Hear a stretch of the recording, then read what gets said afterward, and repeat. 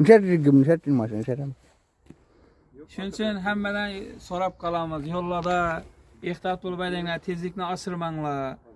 Şimdi bir mashinani olib go'malamanda tezlikni oshirasizlar şimdi. Unutmang, sizni oilangiz kutmoqda degan gap haqiqat shu narsa. Shuning uchun yo'llarda tuna avtokarvon tashkil etildi. Mashinalarni odamlarga ko'rsatilsin.